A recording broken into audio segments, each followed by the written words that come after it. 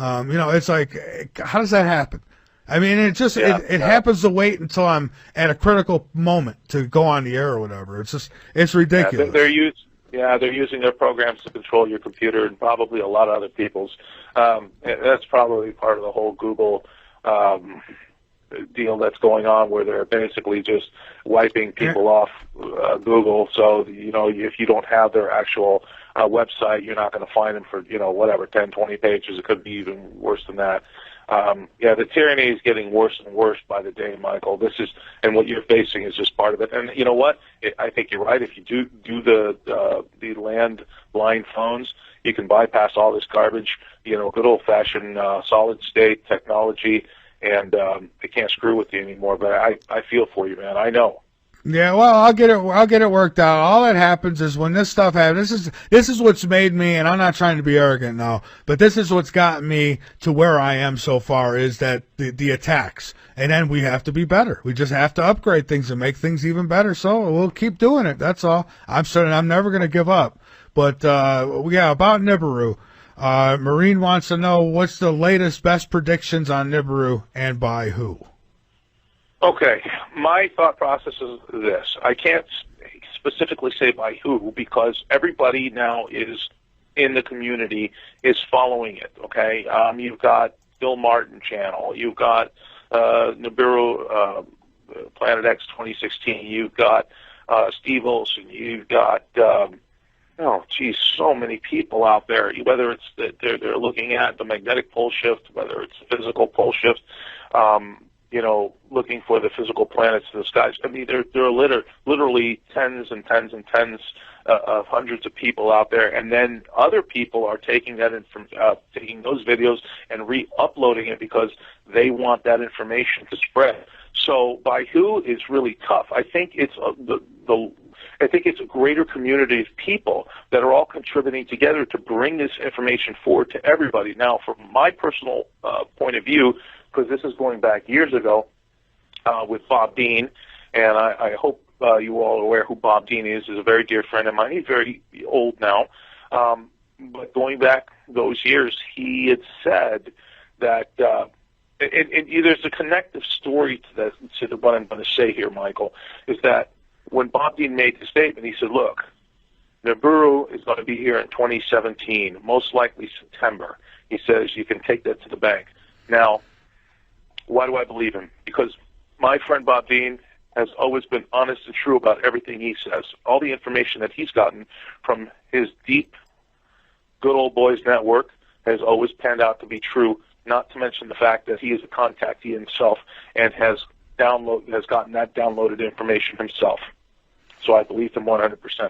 Now, you can go back many, many years with the idea of Planet X and how it all came about. I think it was Percival Lowell with the Lowell Observatory out here in Flagstaff, Michael, who was searching for Planet X. So we're talking about over 100 years here. 117 years now, the search for Planet X. And we've all heard the same stories. I'm sure most of your audience has been on YouTube and, have seen the information from the various sources, whether non-governmental, governmental people who have worked on the idea of Planet X and the perturbations of, Saturn and Uranus, and why this has been happening. They couldn't figure out why. I think they figured that out, Michael, in the mid-1950s and 60s when they were developing the anti-gravity crafts, which they had gotten already from the ETs. See, what I try to do in my research is try to compile a bigger picture of information. Why, the ETs were here? Well, okay, they said that they were here because we had discovered atomic energy and were blowing up bombs. They say that it was causing ripples within, the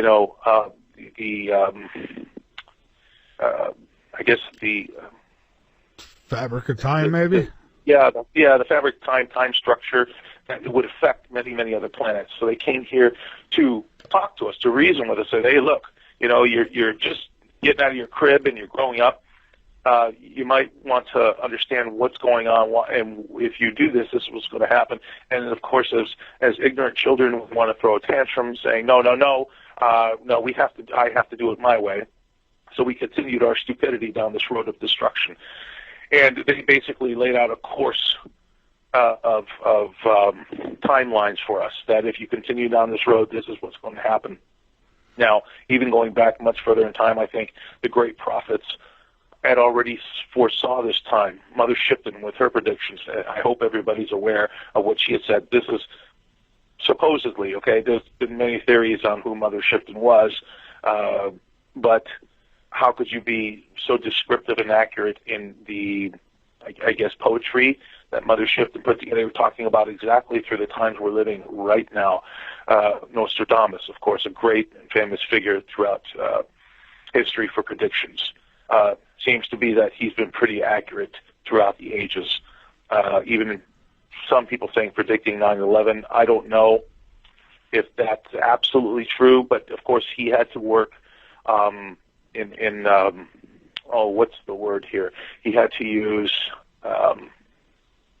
not soliloquies, that's not the correct word, but like a certain sort of ideograms, so he would not be suspected of being a heretic because of knowing the future, because he would have been called a witch, in essence. Of course, there was the great Edgar Cayce, who said, someone asked him particularly, what does our future hold for us in the far years in the future to come? And he said, well, in the beginning, in the early part of the 21st century, there would be a pole shift. Many great upheavals would happen, land masses would rise, land masses would fall. But as we move forward through time, Michael, there have been more and more and more people who have had these visions, okay? All saying and predicting the same thing, in essence. Yes, with little changes here and there, but how could, this is the thing you have to look at. You say to yourself, how could all these people throughout time have all these messages of these massive changes taking place and increase and all be so closely related? What is who and why is this message being brought forward? The message here, Michael, in essence, is change. The problem with most of humanity, Michael, is they fear change. They don't want things to change. Hence, why have the elites have control over us for so long? This has been millennia. This has just been 100 years or 200 years. This has been going on for thousands of years. Well, because the elites they figured it out, and they came up with the excellent plan. It's like, keep the sheeple comfortable, and they'll never think twice about it. Basically, right. Yeah, it's just like the rat. If the rat's got food and shelter, the rat doesn't take, everything's normal. They always expect themselves to be on top, so they always want the game to be the same. But what's changed is the frequency and attitude of the human race. Because we have been able to exponentially wake up through this process of change, this is what they've been fighting, the process of change, because they know what's coming. And this, basically, their last chapter has been written, and now our chapter is being written. It's the second volume of Planet Earth, Humanity, Volume 2. Theirs is being closed out, and ours is being open. And this is what they fear, because they fear loss of control. What they have, how they have had us captured for so long. This is their fear. Now, this can end very badly, or it can end in a way that humanity can go through this process without, again, being completely wiped out. Because remember, they still have control over all these nuclear weapons, Michael. At any one time, any one of these psychopaths, sycophantic, pedophilic sickos can get to somebody who can push a button and, start letting these nukes go off. Now, I don't think it's going to get to that point. I don't think it's going to happen, but it's a possibility. And the only reason I say that is because of Billy Meyer, who's been telling us, and has given us prediction after prediction, which have all been 100% accurate, that these events will all take place, which they all have happened. And you've got to go read Billy Meyer's stuff. Absolutely 100% accurate. I've had Michael Horn on a few times. He's played out a pretty good case for Michael. Absolutely. Great case. Yeah, without a question, Michael. So, but even Billy Meyer wasn't. They told him not to talk about, and he still hasn't brought it forward. And I don't know if Michael Horn has, because I spoke with Michael many times. And you know, we had our differences, but Michael's right on, straight shooting guy, and I appreciate that about him. But even even Billy wasn't allowed to talk about certain events that were going to take place. And that meaning, I believe, you know, the binary system, Planet X, you know, we all refer to a single planet or binary system, but I think that they wanted us to face this event, you know, moving forward, going forward, in a way that we could experience it, and what happens is what happens, but the human race will continue forward into an elevated level. So you have so many people, many famous people, and some not so famous. You know, a lot of people I met at the UFO congresses throughout the years had the same exact experiences. Others not. And here's the separating thought about this: that I think the benevolent extraterrestrials who, like myself, have been contacted by, have given us the understanding that, hey, look, these events are going to take place, but it's up to you how you deal with them and how you go through this. Where on the other side, there have been a contact who've been getting kind of like the same information, but they've been how do I want to say this?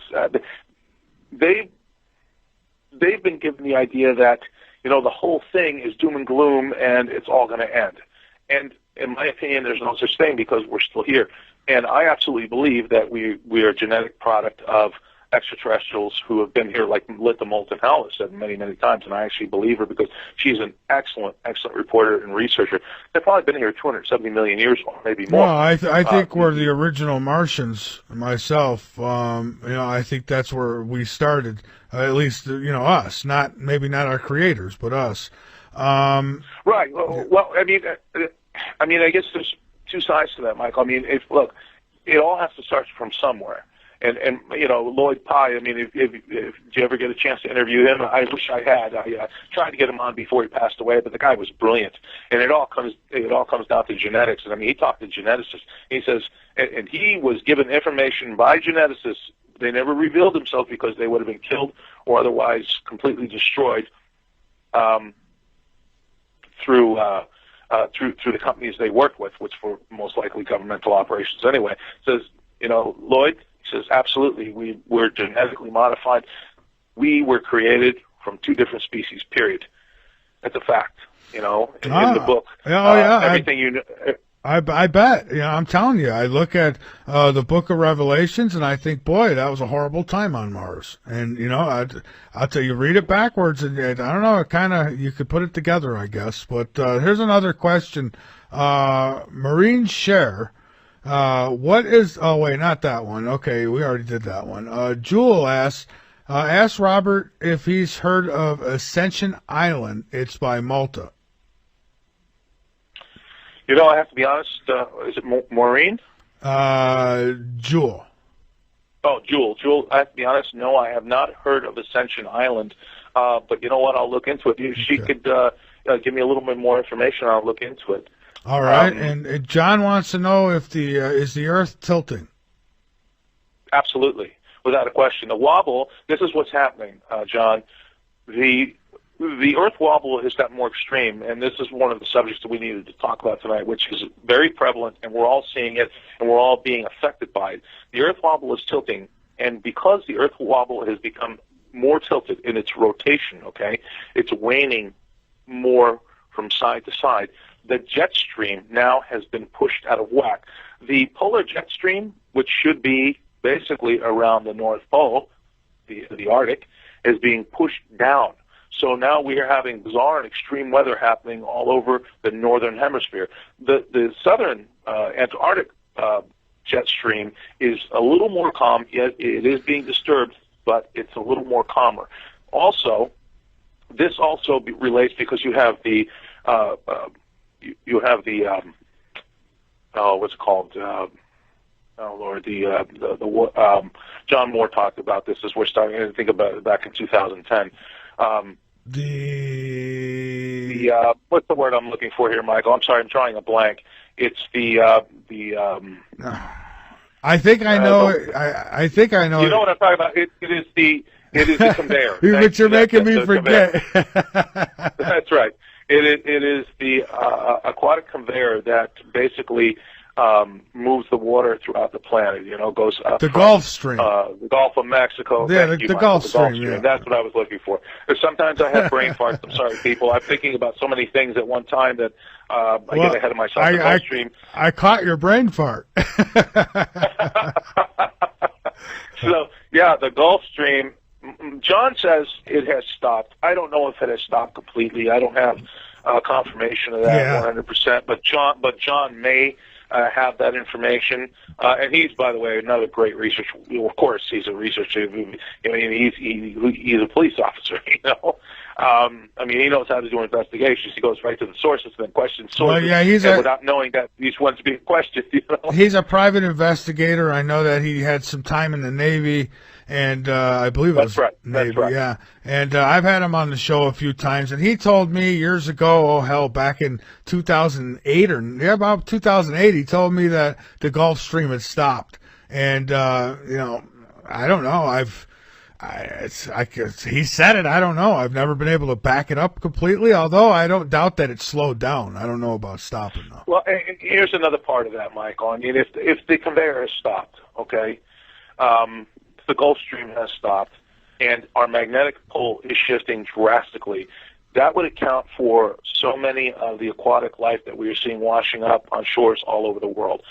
There would be no other question. There would be no other answer to that, simply because of this. All of the aquatic species and mammals have magnetite, you know, in the tip of their noses or slightly towards the forehead. Of the mammals, which basically guides them and gives them their migratory patterns. This has because the magnetic shift is taking place. They're losing their bearings and don't know where they're going. And you've had beaching after beaching of whales and dolphins, massive fish kills. There would be no other explanation for this. They can't find their migratory pattern, so they're washing themselves up. Okay, so this is causing devastations in the oceans. Well, there is other possibilities now. There is sonic weaponry that I know the Navy uses, and I agree with that, Michael. I agree with that, but that's probably less than 1%, in my opinion, because this is happening worldwide. But it could contribute in some way, right? Absolutely. That's why I said it's probably about 1% of a contributing factor to that, in my opinion. And then of course, you also have. Yeah, then there's the Fukushima radiation and stuff like that, too. I was just going to say that. I would haul ass out of the water, too. Yeah, no. And that's a big contributing factor, but I think it's more localized to the Pacific. Well, get this. A half-eaten shark was found on the beach. I forget what beach. It was in Florida, I think. I think it was in Florida or California, but a half-eaten shark. So, I'm thinking, boy, the food chain must be getting pretty shaky out there when they start eating each other like that. Yeah, absolutely. There's no question about it. As the food gets more scarce, they're going to look for anything they could basically get a meal from. Oh yeah, that's what I tell people. I'm telling you, me personally, I won't go in the ocean no more. I used to. I won't no more because every time I see people running out there and playing in the water, I'm thinking, oh God, I hope they don't get bit by a shark because I don't want to deal with that, and I'd have to. Well, and right? Michael, there have been more increased shark attacks, dog attacks. All kinds of attacks from non-predatory and domesticated animals. I mean, this is going on almost on a daily basis, but of course, it's never reported by the propaganda mainstream press. But anyway, getting back to the... Yeah, well, let me ask you this, because this kind of ties right in. And let's see, BR1 says... Can you ask your guests how the wobble of the Earth affects the weather so we can all be informed? Well, I guess the wobble of the Earth, if it is wobbling, that would affect the weather. I don't see why it wouldn't. Well, it's right. It's the jet stream that I was getting to that is affecting us tremendously. As the wobble increases, our jet stream gets more drastic. Oh, it's way out of whack. It's way out of whack. It's totally out of whack. I mean, in Pennsylvania, you have 80-degree weather. I'm here in Arizona, Michael, and it's still in the 50s. Okay, so we've been warm all year long. I mean, it's like I feel like I've been living in Florida, not South Carolina here. And there you go, Michael. Because what's happening is because the patterns. I mean, look, in I think it's Afghanistan or Pakistan. People are under 10 feet of snow. Now, when has anybody heard of Pakistan and Afghanistan getting 10 feet of snow, where people have to dig themselves from out under their house to get out?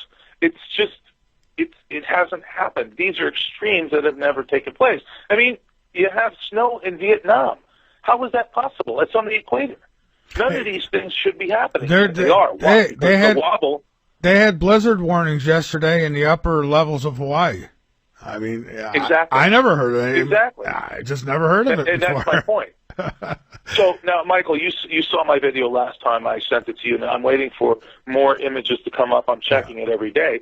But again, other people who have all been tracking this, and these are the channels I've been following, have captured images of extrasolar bodies that should not be there. These are not lens flares. They're not image anomalies. They're not solar flares, and they're not sundogs.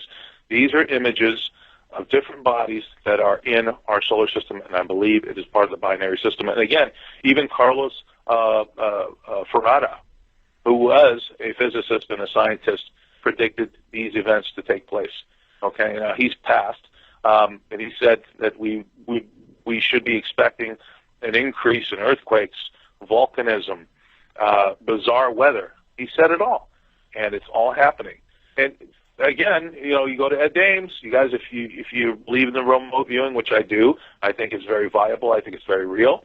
Ed Dames himself said, look, we're going to have this body come in front of the sun, and it's going to cause a flare, and it's going to push our atmosphere down to down to the ground.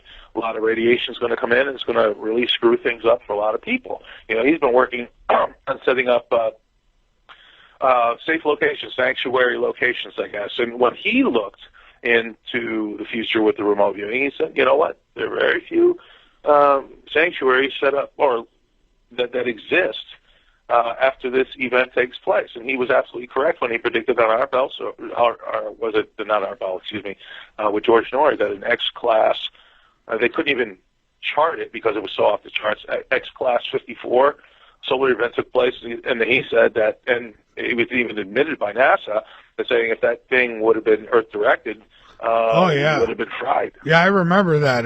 They said we were very lucky it went the opposite way, because if it came our way, we would have been fried. I mean, that's what I mean. I mean, it's now, and I read where NASA is looking to send up some kind of probe to the sun, and they're going to figure out, they want to do testing, and they're going to figure out to put something up there to protect us from that kind of thing from the sun. Yeah, sure they do, Michael. That's why they built all these underground bases worldwide. That's why they built these seed vaults, because they want to protect them. Well, my bigger question would be is how the hell are they getting anything near the sun? You would think that anything we're building here would melt, right? I would think. Well, it's cold. Space is very cold, minus, 270 or 80 degrees. I don't remember the exact numbers. And then, of course, the sun. But if that heat could get to us, some 95 million, you would think that. Well, 93 million miles, Michael, no question about it. But remember, we have an atmosphere, so when those protons, electrons, and neutrons are hitting our magnetosphere, they're heating up the magnetosphere and penetrating that heat. So that's why we feel the effects of it. But you got to remember, it's like it's when you're in space, if you're facing the sun, and let's say it's a satellite, SOHO, it's facing the sun. It does have protective shielding, right? But it's also very, very cold. So those radioactive particles and energetic particles that are hitting it are not as effective because they are, they're going at basically almost the speed of light, but they're, non-evasive particles. So they're kind of just passing through.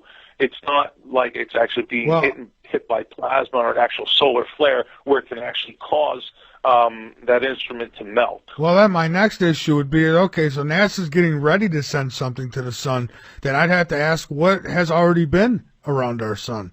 I've seen stuff. I've seen the video. So have I, Michael. And it's so not fake video. I know it's exactly real. What you're talking about. Yeah. So something's been up there. It looks like drawing energy from the sun almost. So I don't know. Yeah, that vortexual ball that was, basically sucking in the heliosphere of the sun, drawing it in. God knows if that was a craft, or a planet. Some say the sun's a Stargate, and that stuff could come and go from there. I don't know. I mean, I there's crazier things that have turned out to be true. So I'm not a stone thrower these days. But yeah, me either, Michael. I'm not a stone thrower. I give everybody their due diligence. They do the work. They put it out there. If it happens to connect with me, coincide with what I'm thinking, then hey, more power to it. If not, I still don't throw anything away. Right. I listen to what everybody has to say. Well, listen. In this business, and if you're researching, you have to have an open mind to everything. You can't just dismiss it because it doesn't fall into your line of thinking. Well, okay. You put yourself in a tunnel. Well, listen, we've got to take our last break, and when we come back, I got more questions from the listeners, and I'm sorry the phones aren't working, folks. Skype has it off for me, apparently. But we'll, as far as you saying never throwing stones, well, I got one for you when we come back that I'll throw to you from one of the listeners. So hang on with me. Let's take this last break. This is Late Night in the Midlands. I'm Michael Vera. I'm a little ticked off about that. I knew it. They gave me an update. I knew it. Didn't I say it at the beginning of the show? I says, I hope the phones will work. They updated me. Things were working too good. Oh, let's give them an update. I'm about to go off on Skype tonight when this show's over. I will penetrate their artificial intelligence, and I will get to somebody's throat tonight, I promise. This is Late Night in the Midlands. I'm Michael Vera. We're going to take this break, and then we will be back. I said, let's get back to it. Now, here's the question, Robert, that I'm going to throw to you. Now, remember, I says I'm good with just about everything, but this is that one thing that I can't come to terms with, but here it is. Give it to me, Michael. Do you know anything about the flat Earth connection with rogue planets? All yours. Okay. To be honest with you, I don't know anything about flat Earth, and to give my personal opinion, I think that flat Earth was perpetrated by the deep state in order to throw confusion into the mix of what we're trying to research. It is a disinformation tactic in order for people to latch on to something that is not true, and again, cause distraction. Michael, that's my personal opinion, and to attest to that, look, I think most all of us have been up in an airplane. You look out the window, you're 40,000 feet up. You can see a curvature. It's there. It's not an illusion. No, wait. You sure they're not trick windows? Right. The airline industry could be in on it too. Right. I'm just saying. Hey, Michael. You know what? Here's something. I sent you a couple of songs because I'm an artist. I'm a musician. In my studio, I have a recording studio as well. And I sent you a couple of tunes. I'm going to say this. Michael, those two songs, I believe I sent you Guitar Blues Man and Remember. These are all original songs, and I have a lot more. For everybody who contributes to, and listen, I'm not doing this because Michael asked me to, okay? I'm not doing this. For anybody who contributes to Michael's show tonight, Michael, send them a copy of the tune, email it to them, man. If they like it, they want more, they'll get them from me for free, okay? I'm a musician. I'm an artist. I love to share, just like I'm doing with you tonight. To share my thoughts and ideas on the research that I have done, brother. Well, thank you. I appreciate that. Every little bit helps. I mean, like I said, I know of a guy who was bringing in $60,000 a month, and and he's not here no more. He went bye-bye. But boy, I mean, I couldn't imagine. I mean, see, $60,000 a month. I mean, and you don't even have to tell the truth. You just got to throw out theories, and unbelievable. So all we're asking is just I'd like to make 2% of that, 5% of that. Right. Well, and look, because I've been where you've been, and I like you. I never asked for a dime. By the way, Michael, I was mostly paying out of my pocket. That's when I had my business to do what I was doing because I was so passionate. The first couple years, that's Yeah. what I did. It was all out of pocket, and I just can't do that no more. It's No, and people don't understand that until they're on this side of the coin. And look, everybody who's involved in this, I think, understands how tough it is when you're fighting an uphill battle. You're fighting a machine that has unlimited resources and funds, and the ability to attack people in from so many different venues and areas. They just don't understand how difficult it is, Oh, yeah. and believe me, I know, I sympathize with you, Michael. And that's why my heart goes out to you. That's why I say, you know what, guys, if you want to listen to my music, I'll give it to you for free. Just contribute to Michael. And this is all great blues stuff. And Michael, I'll send you all the stuff I got. Send it to you. People want to contribute, you get the whole album. It's yours free. Just contribute to Michael's show, please. I appreciate that, Robert. Thank you. And I want to get to. You're welcome. I want to get to some more questions here. So Ruth asks, "Is the ocean turning red?" Well, that's okay, Ruth. It's not that the ocean is turning red, but what's happening is that the red algae is being. What's happening is that the red algae is being bloomed. Okay, the acidity in the ocean levels are turning acidic instead of alkaline. And for instance, in Australia, the Great Barrier Reef is being completely bleached, but that's not, turning red. It's the red algae blooms that are being seen now all over the planet. This has been happening since, 2000. It started, I believe, in early 2008.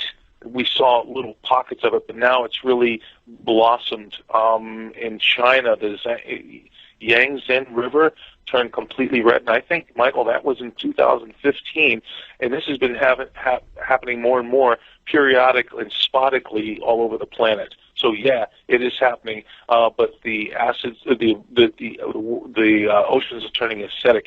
The pH balance is way off, and I also believe that's being caused by the release of the hydrate methane underneath our oceans because they're warming up. Okay, and let's see what else we got here. Crystal asks, "Could the whales be suffering from HAARP?" Yeah, no, I think she's got a valid point, but from my understanding, HAARP was turned off, I think, a little over 3 years ago. But that's not to say that the other HAARP antenna arrays aren't still functioning. I know that the one in Alaska's not been turned on in 3 years. Could have been turned back on. But again, I think that brings back to the point of which you were talking about, Michael, earlier about the underwater testing of these sonic weapons, devices, that are disrupting their magnetic field. So there's a dual possibility there, but I can't answer that for sure because I don't have any inside information on that. Yeah, okay. And let's see here. And speaking of HAARP, they tell us they shut things down. But here's the thing, too, with HAARP. I don't see why they wouldn't shut it down because they've got so much better technology now. They've got stuff in space that could do 100 times what HAARP could have done, right? So, I mean, the HAARP is the simple idea of it is that it's an ionic heat distributor. Well, in other words, it heats the ionosphere. They redirect that energy down onto the planet and cause supposedly disruptions with earthquakes, even volcanic activity. Michael, I don't know how far I ever really went into that belief system of that. I mean, the possibility is absolutely true, but I never saw direct and clear evidence of that, so I don't know.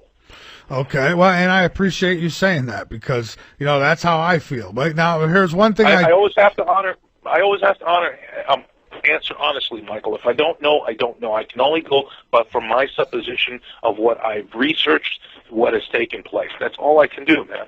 Yeah, but, now there were certain things that we could prove and that they were trying to, heat the ionosphere and affect it in certain ways with HAARP. So, but, nor here nor there now. The fact is that they've got far better toys than HAARP now, and they're not. And I agree. They're not on ground. They're above our heads, and we can't see them. They're floating around this planet right now, and then, so more to worry about. But here's another one. Does your guest have any thoughts about Antarctica? You must have thoughts about that, huh? I got a lot of thoughts about it. That was a great question. I mean, look, the Antarctic ice is melting without a question. Now things are being revealed. We can go on YouTube. All you guys can go on YouTube. I'm sure most of you have. You can see pyramids being, revealed through the melting of the ice. And this is the ice on the landmass, not the actual ice on water. So we're seeing all kinds of developments coming through, and I would recommend this to your listeners, Michael, is that if they're familiar with Cliff High and his WebBot, Alta Report, he is really, really good with his linguistic prediction analysis that basically captures the psychic thoughts of people being imprinted in words on the internet. In other words, people are typing and writing on the internet, and their psychic thoughts are released through those words, where he's able to create this analytic, predictive programming where he's able to extract the information into a report which he details every month. And I'm telling you, man, that guy is way better than Chance. I think he's about 65%, in my opinion, probably 70%. And all the information that's come out of Antarctica and that continues to come out, I think it's going to be explosive. I think it's all about advanced ancient technology that's going to be revealed to all of us that most likely is going to change the face and direction of where we're headed. But that's going to be a long process. But when it all happens, boy, all truths revealed in my thought process, and that's what Cliff says too. But yeah, things are happening. I mean, they got air bases down there. I mean, they got all kinds of corporations down there. What are they doing down there? It's a block of ice, right? Oh yeah, they're supposed apparently. to be taking core samples of ice that's supposed to be, 50,000, 60,000, a million years old. No, not at all. I mean, why was Buzz Aldrin down there? Why was Kerry down there on the day of the election? Why was the Pope there? I think Obama was there as well. The fact of the matter is there's something happening down there, and once again, the elites want to take control and keep whatever they can find for themselves, so they don't let us have anything, us little poor human peon slaves, so we can once again fall into the trap of enslavement. You know what, Michael, it's all connected, the whole thing. Well, I know somebody who has access to these satellite photos and all this stuff, and I'm going to have to get her back on the show and see what she could show me. But you would think with all the technology we've got floating around, come on, somebody get the scoop and pass it on to us. What the hell's going on there? I mean, somebody's got to know something. Come on. And they do leak it out, Michael. But what happens is it's slow leaks. It's like puncturing a tire with a pin. It's a slow leak, but eventually it all comes out. It's speeding up, no question about it. I feel exactly like you do, Michael. Give it to me now. I want to know now. Remember, like I was saying earlier with my friends upstairs. Yeah. Well, why can't you tell me? I want to know. No, you can't know. Yeah, I hate when somebody tells. There's a process to it. I hate when somebody tells me, "Oh, there's something." Yes, you're right. There's something going on, but no, I can't tell you yet. It's like, no, why'd you even tease me with it? Now I gotta know now. Like I had a guest that said she knew something more about Bigfoot than it would blow my mind, and I'm still waiting to hear what it is. I got to email her again. Say, come on with it. No, I don't play with me. And that's a good point you brought up. Bigfoot, the hominoid species, and that's exactly right. There's the dark haired, there's the fair haired, there's the red haired, there's the white haired. That's where our lineage. And I know a lot of people probably hate to hear this, but this was what Lloyd Pye's conviction was, that we are part of that heritage hominoid species with the intermixtion of the and the word is Anunnaki, but that's just a generic term. Whatever species that came here to create the slave species, we are a mixture of that. That's why it's so diversified, Michael. the dark-haired species, right? The light-haired species, the red-haired species. Well, think about all the different skin types on this planet. Even in Japan, they have the same type of very small hominid species. Now, there's so many similarities in what Lloyd put together. It was just amazing to me. I just never forgot reading that book and watching his documentary dissertation on this whole process. There's one more book that I want to write, and I wrote a small one here, and I never plan on doing it. It's not for me. It's not about all that. I'm not trying to get all popular, some author. Because I'm not a writer. What I am is a talk show host. But and I definitely. And you're a good one, Michael. You're a good one. I'm a truth seeker. I want to know the truth. I don't care if that truth shatters my whole concept of things. Good, so be it. Okay, but I want to write one more. And this one's going to be a biggie, and it's going to take me a while. But I figure after 10 years, almost 10 years in this, on all the experts I've spoke to and all the connections I have, I'm going to put together a good one because I don't have it all figured out.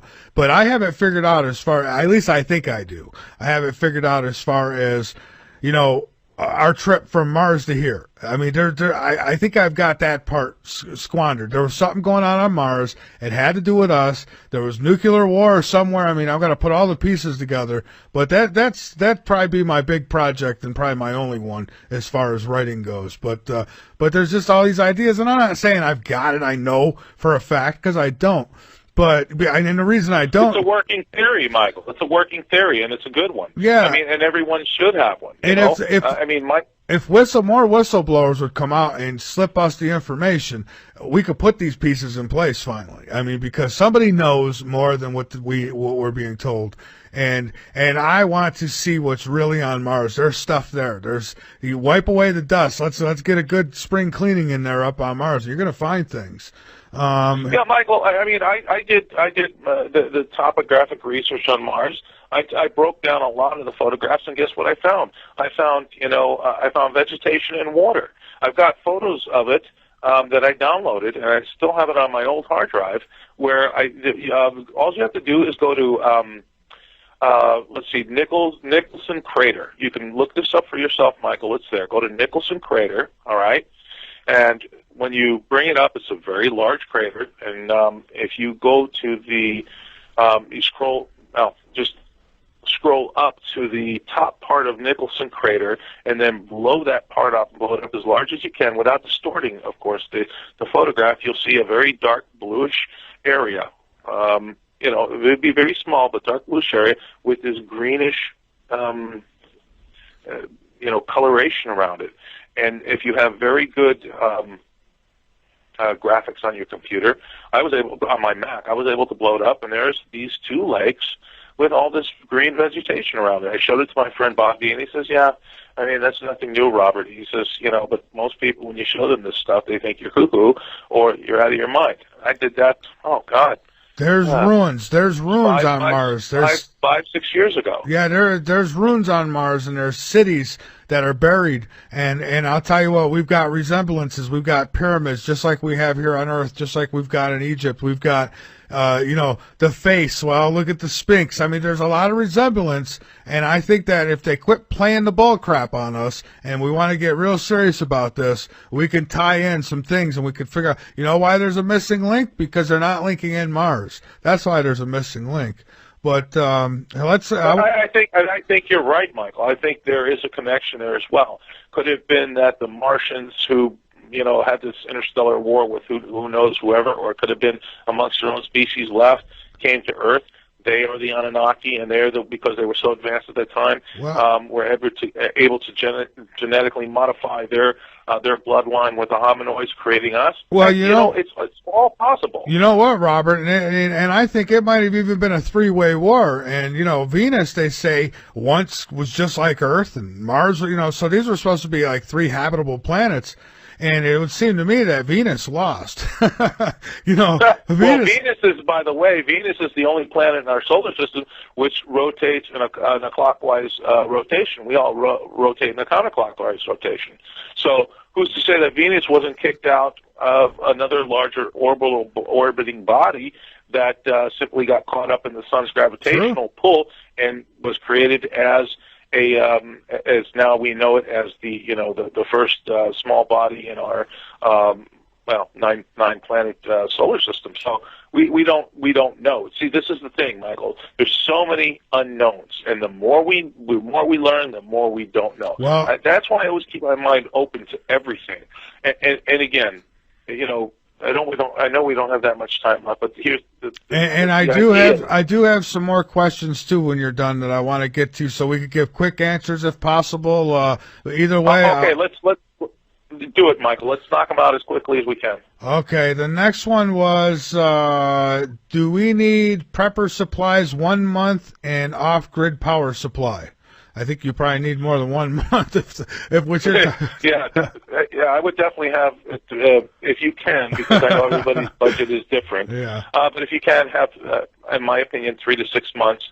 Yeah, it's going to get rough, guys. It really is. It's not the end of the world, but it's going to get rough. There are going to be some real tough times ahead when we have inundations and volcanic eruptions, and I mean, I'm talking about bad ones.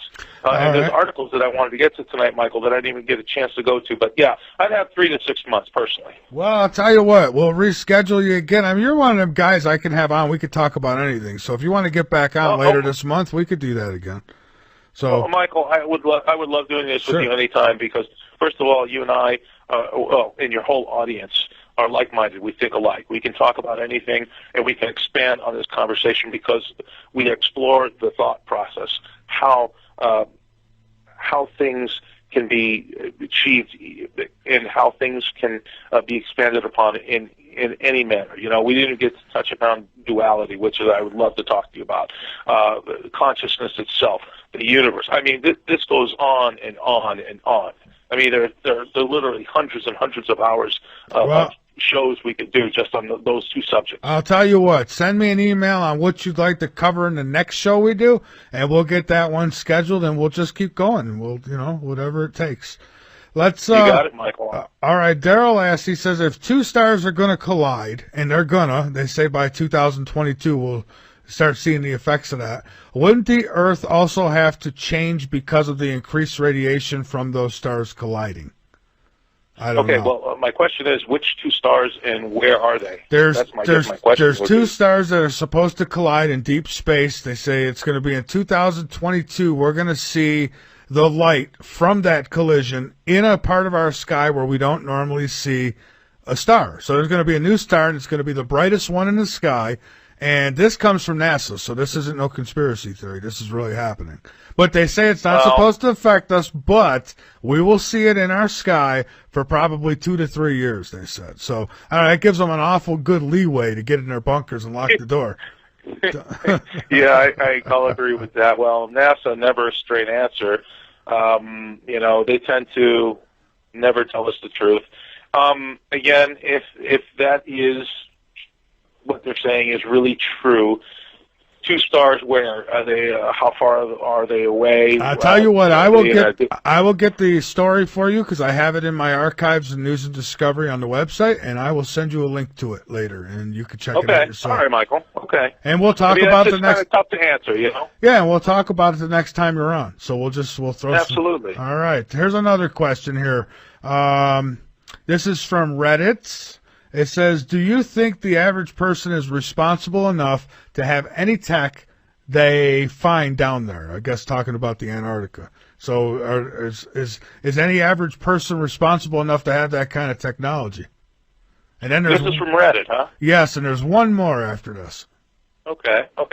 So that's interesting. So there's Reddit asking that, do we think that there's any person responsible enough to take that technology and advance it into our society where it will advance and make our society better? Or do they think that we are just so irresponsible that we don't have the ability, because we're so-called children by the elites, that are just not ready to handle that? Well, my response is this. We've been ready to handle this for thousands of years. It is my belief that if human beings are given the truth and the ability to understand the truth, they will accept it with open arms because they are no longer lied to. They are given the truth, and they will acclimate to the technology because everything is an open source. In other words, there are no lies. There's nothing hidden between the technology and reality and truth. There are no opposing forces blocking us from that truth. Once truth is revealed, people will accept it because they truly want to enhance their lives. They want to better their situation. They don't want to be enslaved. But the indoctrination system is exactly how it keeps them in place. You have a small group of people who want to control everything, and you have the majority of the population who simply want to live in peace and in harmony with everybody else. But that small indoctrinating group, the control group, who holds everything so tightly, only wants it for themselves. So yes, my answer to that is, if you give people the opportunity to enhance their lives, to better their situation, to enhance everybody else's life, it would only encourage enlightenment, truth, and betterment for humanity. All right, and listen, we're probably going to hit a couple minutes overtime here because there's one more question, and I want to, because I care about my listeners and their questions matter, I'm going to make sure we get this in. So, absolutely. Lethal Fan has a question for my guest. Says, what do you know about Planet X's current location in inner solar system, ? Outer solar system, ? I've heard so many theories. Yeah, me too. What was the name? Lethal what? Just Lethal. Lethal Fan. Okay. Lethal Fan. Lethal Fan. Okay, Lethal Fan. This is what I understand, that, okay, the brown dwarf star is outside of Jupiter, and it's quite a ways far out of Jupiter. But the interplanetary or the planetary bodies of the brown dwarf are now within or between Jupiter and Mars. This is what we have been seeing. I myself captured what I believe to be one of the bodies of the binary system, which, Michael, you aired with Peter and Jason.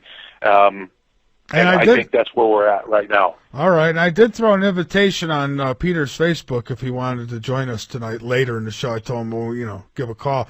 Apparently not, but that's okay. Peter's busy. He's going to be a guest on Coast to Coast AM, I think, in April. You'll have to ask him. Check his Facebook page. But it's nice to see. Congratulations to Peter. Yeah, it's nice to finally see him. But Michael, congratulations to you, by the way, of having George on. That was a really, really good show. It was it was real thoughtful and cognitive, the way you did that whole show. I thought it was really good. Well, I like George. I've seen a different side. He's not controlled like even I thought. He's not controlled. He's enjoying what he's doing, and hey, if you're enjoying the ride, enjoy. Yeah, well, the thing is, George is just doing what he has to do. It's the other side of it that really controls the show aspects. That's what a lot of people think. It's not so much George. He's just doing what he does. It's just that the network and the affiliate, the larger controlling network really directs how things need to go. That's all I think about and that. He's a good guy. I mean, come on, look where he is. He doesn't have to go on anybody's show. Nothing against George. Mark. No, I'm saying that he, look where he is. I mean, he doesn't have to go on anyone's show if he doesn't want to. I mean, he don't need the publicity, but yet he does it. And something else I've seen about him is that he's got listeners who have had problems with paying their mortgages and stuff. He's actually helped them with that. I mean, I can't throw stones at a guy who does that for people. No. So. Yeah, no, I agree with you. I definitely agree. I think George is a good guy. I mean, I never really questioned that. It's just I did. It's the controlling interest. I'll be honest. It's just the I did. The controlling interests, Right. Well, my whole problem was Richard Hoagland, and that's nor here nor there. Sure. He's not a problem no more. Yeah, I mean, Michael, I remember going to see Richard Hoagland. I mean, it was I'm going to say, 1980. It's going back a ways. 1980. I was a kid. I was 16, I think, 16 or 17, when he was doing Faces on Mars here in Arizona. It was a long time. You know, it's just it was just all. This is the only thing I can think about Richard, and I'm not saying he's a bad guy. Okay, that's not what I'm saying. It's just always been about Richard. You know, there's that ego part of it, and not to say that this information was incorrect or distorted or wrong. It's just always been about Richard. No, you There's just that ego. no. The thing, it's not that he's giving you wrong information so much, although he has. I mean, there's things he says about these comments that are just absolutely ridiculous. Yeah. But outside of that, that's just Richard. That's what he does. But the problem with him is he doesn't give you the whole truth, and he knows the truth. He's got connections like you wouldn't believe. But yeah, you know, we've been through all that. And Richard knows, and I've invited him on the show to defend himself, but he don't. He don't come on, and that's okay. I really don't want him on. I have no interest. But Michael, that's the whole thing I was talking about, the ego. You know, he just thinks, and that's the thing that bothers me. He thinks he's above it all, and that's the thing I don't appreciate about him. Well, good luck to it. He reminds me of Obi-Wan Kenobi. If you put him in a little robe, you go Obi-Wan Kenobi over there. Oh, good analogy. Oh, yeah, Obi-Wan. That was good. That was good, Michael. Yeah. I got to admit, that was good. Well, listen, we're getting there. We are at the end here, so what I want to do is give you the floor to get on anything that you like. Share the force with the listeners, and thank you for being here. Well, that was good. That was really good. Well, first of all, I want to thank you, Michael, for having me on the show. Stop making me laugh. Stop. Okay, I'm going to have time to get serious. Okay. First of all, I want to thank you for having me back on the show. I can't tell you how much I appreciate it. I just love sharing my knowledge. Hopefully it helps a lot of people. Listen, guys, don't be afraid of this. It's a process of ascension. When this all happens, and it's not going to be as bad as everybody thinks. I mean, there's so much gloom and doom and fear attached to us, and everybody's trying to make a buck on the fear and doom and gloom. Don't listen to that. Yes, it's going to happen. It's not going to be nearly as bad as we think it's going to be. Yes, lives will be lost. There's no question about it. But it is the process of ascension for the planet and for our consciousness. This is what it's about. And then, Michael, this is what I really do want to talk to you about. The next show we do is consciousness. Why we're here, what we're doing here, and where we're headed. This is what it's about. It is a process of evolution and evolvement of our consciousness, because we all chose to be here. We specifically came. Ask yourselves right now, in this moment, why are there 7 billion plus people on the planet? We all chose to be here for a reason at this time. This is part of an evolutionary process that not only happens on this planet, in the solar system, but throughout countless galaxies, this universe and universes, because we live in a multiverse, and our expansion is infinite. It goes on forever. Source, in my opinion, that we are part of Source, is part of the expansion process. In other words, I don't want to give this away, Michael. Okay, I'll give a tidbit. Well, do it quick, because we're out of time. Okay, every single one of us is Source, and Source creates expansion, and expansion creates dimension creates evolution creates elevation. So it goes on infinitely, and I'll leave it at that. And Michael, thank you so much. I can't tell you how much I've enjoyed this, and thank you for letting me catch the ear of your audience. I hope everybody has now brought down that fear level a little bit. It's going to be, we're going to go through those tough times, guys, but it's not going to be as bad as you think, and we'll all get through this. All right. Well, just turns off, so I lose everything I was working on. It's like, how does that happen? I mean, it happens to wait until I'm at a critical moment to go on the air or whatever. It's ridiculous. They're using their programs to control your computer, and probably a lot of other people's. That's probably part of the whole Google deal that's going on where they're basically just wiping people off Google. So, if you don't have their actual website, you're not going to find them for, whatever, 10, 20 pages. It could be even worse than that. The tyranny is getting worse and worse by the day, Michael. And what you're facing is just part of it. And you know what? I think you're right. If you do the landline phones, you can bypass all this garbage, good old-fashioned solid-state technology, and they can't screw with you anymore. But I feel for you, man. I know. Yeah, well, I'll get it worked out. All that happens is when this stuff happens. This is what's made me, and I'm not trying to be arrogant now, but this is what's got me to where I am so far is that the attacks, and then we have to be better. We just have to upgrade things and make things even better. So we'll keep doing it. That's all. I'm certain I'm never going to give up. But about Nibiru. Marine wants to know what's the latest, best predictions on Nibiru and by who. Okay, my thought process is this. I can't specifically say by who because everybody now is in the community is following it, okay? You've got Bill Martin channel. You've got Nibiru Planet X 2016. You've got Steve Olson. You've got, so many people out there, whether it's they're looking at the magnetic pole shift, whether it's the physical pole shift, looking for the physical planets in the skies. I mean, there are literally tens and tens and tens of hundreds of people out there, and then other people are taking that taking those videos and re-uploading it because they want that information to spread. So by who is really tough. I think it's it's a greater community of people that are all contributing together to bring this information forward to everybody. Now, from my personal point of view, because this is going back years ago with Bob Dean, and I hope you all are aware who Bob Dean is. He's a very dear friend of mine. He's very old now. But going back those years, he had said that, and there's a connective story to what I'm going to say here, Michael, is that when Bob Dean made the statement, he said, look, Nibiru is going to be here in 2017, most likely September.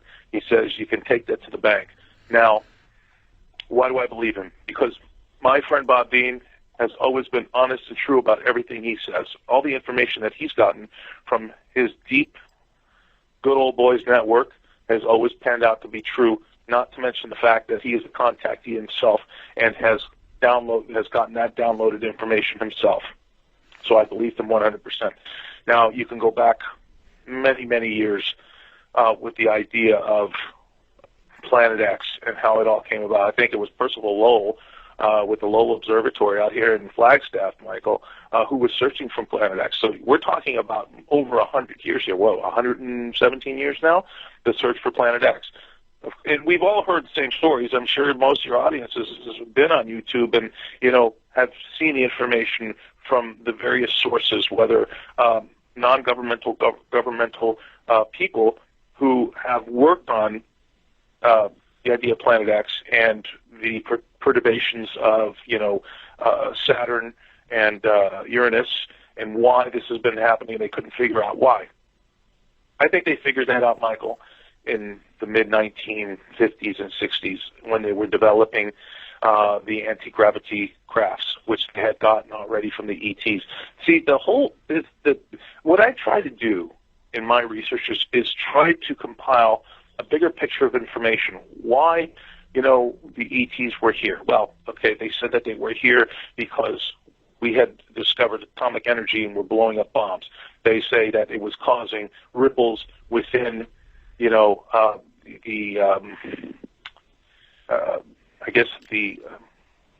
fabric of time, maybe?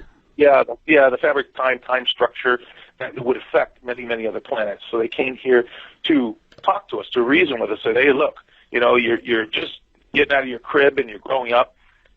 You might want to understand what's going on, and if you do this, this is what's going to happen. And of course, as ignorant children, we want to throw a tantrum, saying, no, I have to do it my way.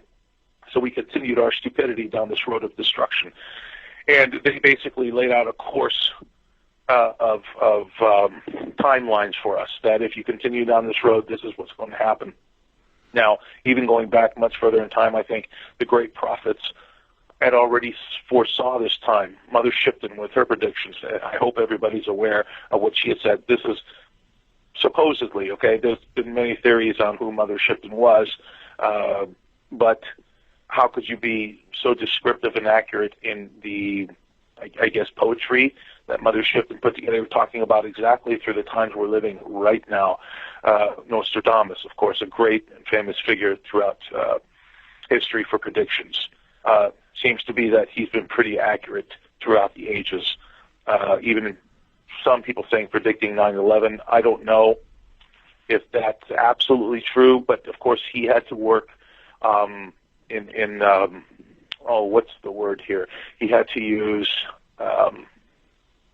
not soliloquies, that's not the correct word, but like a certain sort of ideograms, so he would not be suspected of being a heretic because of knowing the future, because he would have been called a witch, in essence. Of course, there was the great Edgar Cayce, who said, someone asked him particularly, what does our future hold for us in the far years in the future to come? And he said, well, in the beginning, in the early part of the 21st century, there would be a pole shift. Many great upheavals would happen, land masses would rise, land masses would fall. But as we move forward through time, Michael, there have been more and more and more people who have had these visions, okay? All saying and predicting the same thing, in essence. Yes, with little changes here and there, but how could, this is the thing you have to look at. You say to yourself, how could all these people throughout time have all these messages of these massive changes taking place and increase and all be so closely related? Who and why is this message being brought forward? The message here, Michael, in essence, is change. The problem with most of humanity, Michael, is they fear change. They don't want things to change. Hence, why have the elites have control over us for so long? This has been millennia. This has just been 100 years or 200 years. This has been going on for thousands of years. Well, because the elites, they figured it out, and they came up with the excellent plan. It's like, keep the sheeple comfortable, and they'll never think twice about it. Basically, right. Yeah, it's just like the rat. If the rat's got food and shelter, the rat doesn't think everything's normal. They always expect themselves to be on top, so they always want the game to be the same. But what's changed is the frequency and attitude of the human race. Because we have been able to exponentially wake up through this process of change, this is what they've been fighting, the process of change, because they know what's coming. And this basically, their last chapter has been written, and now our chapter is being written. It's the second volume of Planet Earth, Humanity, Volume 2. Theirs is being closed out, and ours is being open. And this is what they fear, because they fear loss of control. What they have